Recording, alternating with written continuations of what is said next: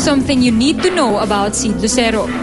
Recently, naging kontrobersyal ang love life ng misteryosong aktor dahil matapos mapabalitang nagkahiwalay na raw sila ng non-showbiz girlfriend niya, ay na-link naman ito sa dating legacy co-star na si Heart Evangelista.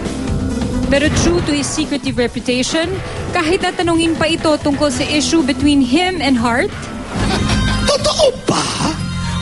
Nanito lamang ay nag-double date si Jeff at Carla kasama si Sid at Heart? No! Truth or lie? Ayan na nga ba? Ngayon namang nalilink na si Heart kay Senator Cheese Escudero, saan na lumulugar si Sid. Totoo nga bang may namuo at naudlot na samahan sa pagitan nila ni Heart? Ngayong magkakatambal na kami ni Sid sa Di Ka Na Mag-iisa, might as well tatanungin ko na ang lahat. All will be revealed sa pagkaharap namin ni Sid Lucero live. Mga kapuso, kasama ko po ngayon si Sid Lucero. Hello! Hello! Thank you very much. Ang napakagaling umarte, mga kaibigan. Ito na. Oh! Aktor na aktor. Oh, ito na. Hindi na ako magpapaligoy-ligoy pa. Okay. Na-link kayo ni Heart habang kayo ay nasa legacy. Yes. So, paano nangyari yun? Paano nag-progress yun? Well, hindi naman may iwasan. Lagi naman nagkakaroon ng links after when you're doing a project, diba? Eh, siguro, nagkataon lang na may pinagdadaanan siya noong time na yun. Ako rin. Sid, hindi lahat, ha? Ha? Hindi lahat, ha? Hindi naman. Oh. Hindi, basta. Yung mata mo, oh. And then, sige, ayun. And then, since I think she was going through something, tas ako may pinagdadaanan rin ako. And then, since lagi kami magkasama, yun lang yung pinag-uusapan namin. We got close. And then we became really good friends. And then people started thinking na there was something going on. Siguro based on nasa nakikita na sa screen. Bakit ano ba nakikita nila off-cam? Bakit? Siyempre, hindi naman nila iisipin yan kung sa screen lang eh. 'Di ba? Kung sa screen lang makikita mo, okay, nasa eksena na kailangan sweet kayo, oo, pwede. Pero off-cam, may mga nakakakita daw sa inyo na sweet kayo, ganyan. Wow. Talaga? Oo.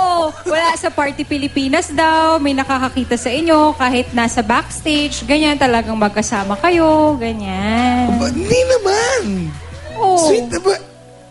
So, ngayon kinakausap ka, sweet na ako sa'yo. Bakit sa akin hindi ka ganun? Kay Heart sweet ka. O bakit anong meron? O, di ba? Meron something. No. We're just really good.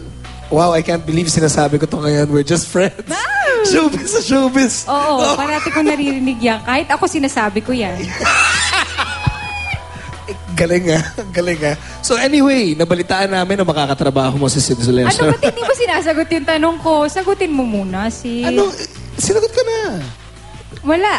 Meron ba kayong narinig? Bakit? Wala. Kung nag-progress, yeah, from working... Hindi, yung follow-up question ko kanina. Ginugulo mo ako, ha? Akala mo magugulo mo ako, hindi mo ako magugulo. Sorry. Pro na eh. Pro.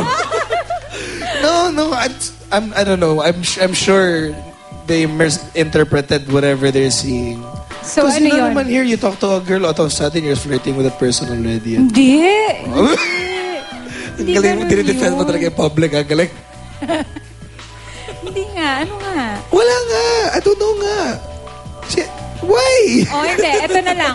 Totoo ba na nag-break kayo ng ex-girlfriend mo dahil daw kay Heart? No. Kasi with Bea, it wasn't okay anymore even before the show started. So, hindi talaga nag-work? Yeah, it was different. Yeah, it was... Tuloy, nilungkot ako bigla. Yeah, no, it was... No. It's not like that, yeah. Besides, why would they break up with anyone for something that's not gonna happen? No. Sige na nga. Okay, sige. Magkakaroon tayo ng show. Oo nga. At bukas na? Yes! Tomorrow, ang pinaka-pilot screening, pilot episode ng Hindi Ka Na Mag-iisa, right after Eat Bulaga. This is Monday to Friday. At yun, pagkatapos nun, i-interviewin mo naman ako tungkol sa atin dalawa naman. Oo, ba tas tayo na naman kunwari malilink din. Abangan nyo na rin yan. Hindi, ano ka ba? Ikaw talaga, Sid. Baka mamaya may magalit. Hi, Mats. Sabi mo kasi, marupok ako eh. Uy, mag-ano na tayo, mag-invite na tayo dahil bukas na. Naku po, abangan niyo po ang Hindi Ka Na Mag-iisa. At pagkatapos po to ng Eat Bulaga, marami po kami mga kasama dito. Si Miss Angeli De Leon, si Miss Lisa Lorena, Glide Del Mercado, at marami pang iba. Directed by Direk Gil Tejada. Yes. Thank you. Ikaw, may gusto ko bang pasalamatan? Dockers. Dockers? Thank you.